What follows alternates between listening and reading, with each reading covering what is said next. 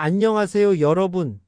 오늘은 가족 간에 벌어진 흥미로운 부동산 분쟁 사건을 쉽게 풀어서 설명해 드릴게요.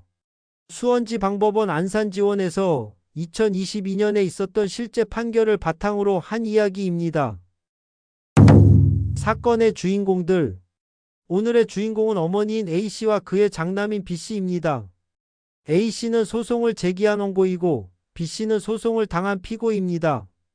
3남 3녀 중 장남인 B씨와 어머니 사이에 도대체 무슨 일이 있었을까요? 이야기의 시작. 이 모든 일은 1997년부터 시작됩니다. 당시 경기 광명시 C지역에 있는 벽돌조 슬래브 지붕 2층 주택을 B씨 명의로 소유권 이전 등기를 했습니다.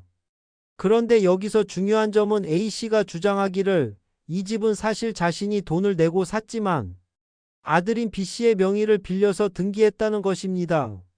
이것을 법적으로 명의신탁이라고 부릅니다. 재개발과 새로운 분쟁. 시간이 흘러 이 지역이 2주택제 개발정비 사업으로 재개발되었습니다. 재개발이 되면 기존 주택 소유자는 조합원 자격을 얻어 새로운 아파트를 분양받을 수 있습니다. 등기부상 소유자가 B씨였기 때문에 B씨가 조합원이 되었고 2017년 12월 23일에 새로운 아파트 두 채에 대한 분양 계약을 체결했습니다. 분양 조건을 보면 첫 번째 아파트는 기존 집의 가치로 인정되어 조합원 분담금이 0원이었고 두 번째 아파트는 무려 2억 4,915만 4,252원이라는 큰 금액의 분담금이 필요했습니다.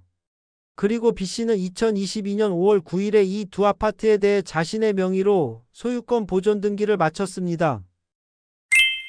어머니의 강력한 주장. 여기서 A씨가 강력하게 주장합니다. 조합원 활동은 내가 다 했고 분양 대금도 내가 다 냈다. B는 그저 명의만 빌려준 것뿐이다. A씨는 이 상황이 삼자간 등기 명의신탁에 해당한다고 보았습니다. 즉 자신이 실제로 조합과 계약을 하고 B씨와의 약정에 따라 B씨 명의로 등기를 한 것이라고 주장한 거죠. A씨의 두 가지 요구. A씨는 법원에 두 가지 청구를 했습니다.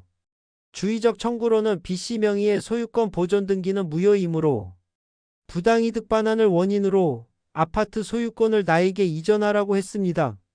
예비적 청구로는 만약 첫 번째가 안 된다면 B씨 명의의 소유권 보존 등기를 말소하라고 요구했습니다.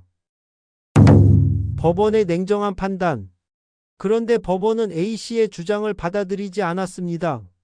왜일까요?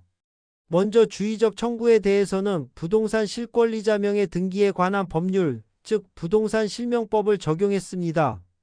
이 법에 따르면 명의신탁은 정해진 유예기간이 지나면 무효가 됩니다. 따라서 명의신탁자인 A씨가 명의수탁자인 B씨를 상대로 부당이득 반환을 원인으로 한 소유권 이전 등기를 구할 수 없다고 판단했습니다. 예비적 청구에 대해서는 더 복잡한 법리를 적용했습니다. 법원은 명의신탁에 두 가지 유형이 있다고 설명했습니다. 삼자간 등기 명의신탁은 실제 계약 당사자가 명의신탁자인 경우이고 계약 명의신탁은 명의수탁자가 직접 계약 당사자가 되는 경우입니다. 법원은 이 사건을 계약 명의신탁으로 보았습니다. 왜냐하면 구 부동산의 등기상 소유자가 B씨였고 그로 인해 B씨가 조합원 자격을 얻었으며 조합은 비조합원인 A씨에게 직접 법적 효력을 귀속시킬 의사가 없었다고 판단했기 때문입니다.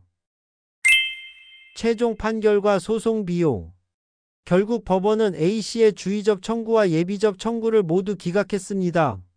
즉 A씨가 완전히 패소한 것입니다. 소송 비용은 어떻게 되었을까요? 패소한 원고인 A씨가 모든 소송 비용을 부담하게 되었습니다. 이는 민사소송에서 일반적으로 적용되는 원칙으로 소송에서 진 쪽이 변호사 비용을 포함한 모든 소송 비용을 부담하게 됩니다. 이 사건이 주는 교훈. 이 사건은 부동산 명의신탁의 위험성을 잘 보여줍니다. 특히 가족 간이라고 해서 안전하다고 생각하면 안 됩니다. 부동산 실명법이 시행된 이후로는 명의신탁에 대한 법적 보호가 크게 약화되었습니다. 또한 재개발이나 재건축 상황에서는 명의신탁 관계가 더욱 복잡한 분쟁으로 이어질 수 있습니다. 부동산을 살 때는 반드시 실제 소유자 명의로 등기하는 것이 가장 안전합니다. 오늘 판결 설명은 여기까지입니다.